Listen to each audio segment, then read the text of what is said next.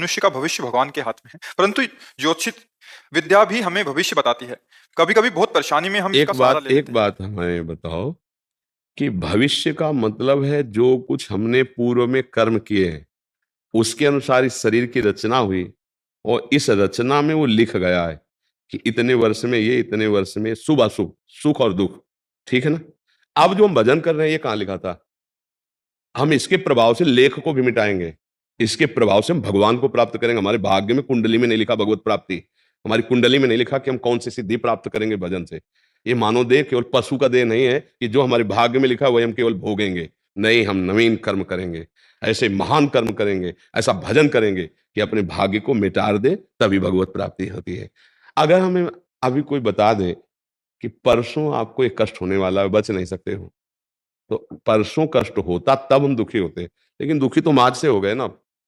और उसके निवारण के लिए सच्ची बात मान लो, भगवान ही केवल निवारण कर सकते हैं। अगर और कोई निवारण का उपाय होता तो दशरथ जी का मरण, सिया जी का हरण, भगवान का वन वन भटकना, ये कुंडली के विचार में कमी नहीं की थी वशिष्ठ जैसे त्रिकालज्ञ महापुरुष। और उधर जनकपुर में सदानंद जैसे सिया जी के पक्ष के पंडित सदानंद जी महाराज, और ये कुलगुरु वशिष्ठ जी त्रिकालज्ञ। क्या कुंडली विचार में कुछ कमी रह गई कि ये जानकारी में कमी थी?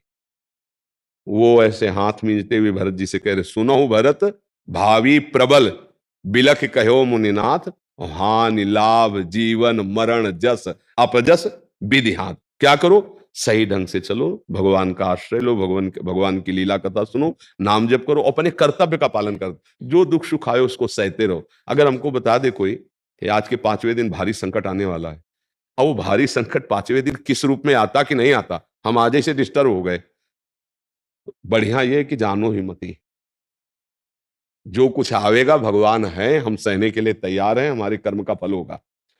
और उसको मिटा सकते हैं तो भगवान ही मिटा सकते हैं, ये तो पक्की बात जान लो। अब हम चिंता क्यों करें? भगवान है ना, हम नाम जप करते हैं। अब अगर हम पहले से इस बात की चिंता में रहें तो हम तो मर जाएंगे। कल तुमको एक्सीडेंट होगा, तुम्हारी हड्डी टूट जाएगी। अब चाहे जहां उपाय कर लो, अगर कल हड्डी टूटनी है तो टूटनी है, पक्का है।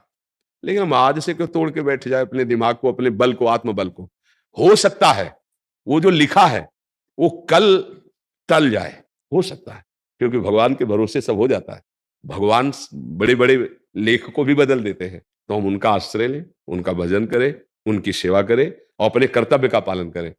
हाँ, अगर हम अपने जीवन को अच्छा बनाना चाहते हैं तो दूसरों को दुख कभी ना दें, तो तुम्हारा लिखा हुआ दुख बच जाओगे तुम। ये आपको अंदर की बात बता, किसी को दुखी देखकर